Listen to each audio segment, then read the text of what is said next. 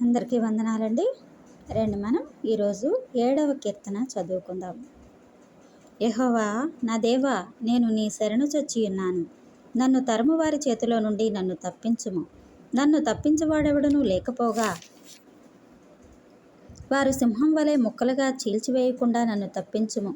యెహోవా నా దేవా, నేను ఈ కార్యము చేసిన ఎడల, నా చేత పాపము జరిగిన ఎడల, నాతో సమాధానంగా నుండిన వానికి నేను కీడు చేసిన ఎడల, శత్రువు నన్ను తరిమి పట్టుకొననిమ్ము. నా ప్రాణమును నేలకు అణగద్రొక్కనిమ్ము. నా అతిశయాస్పదమును మంటిపాలు చేయనిమ్ము. నిర్నిమిత్తముగా నన్ను బాధించిన వారిని నేను సంరక్షించి తిని కదా. యెహోవా, కోపము తెచ్చుకుని లెమ్ము. నా విరోధుల ఆగ్రహము నణుచుటకై లెమ్ము. నన్ను ఆదుకొనుటకై మేల్కొనుము. న్యాయ విధిని నీవు నియమించి ఉన్నావు గదా. జనములు సమూహంగా కూడి నిన్ను చుట్టుకొనినప్పుడు వారికి పైగా పరమందు ఆసీనుడవు కమ్ము. యెహోవా, నా నీతిని బట్టియు నా యథార్థతను బట్టియు నా విషయంలో నాకు న్యాయము తీర్చుము. హృదయములను అంతరింద్రియములను పరిశీలించు నీతిగల దేవా, దుష్టుల చెడుతనము మాన్పుము. నీతిగల వారిని స్థిరపరచుము. యథార్థ హృదయములను రక్షించు దేవుడే నా కేడమును మోయువాడై ఉన్నాడు. న్యాయమును బట్టి ఆయన తీర్పు తీర్చును. ఆయన ప్రతిదినము కోపపడు దేవుడు.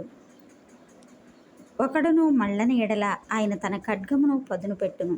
తన విల్లు ఎక్కుపెట్టి దానిని స్థిరపరిచి ఉన్నాడు. వాని కొరకు మరణ సాధనములను సిద్ధపరిచి ఉన్నాడు. తన అంబులను అగ్ని బాణములుగా చేసి ఉన్నాడు.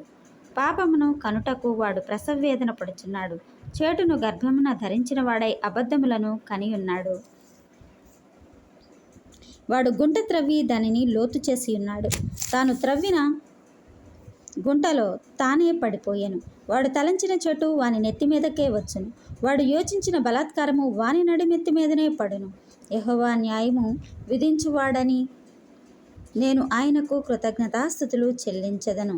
సర్వోన్నతుడైన యెహోవా నామమును కీర్తించెదను. ఆమెన్.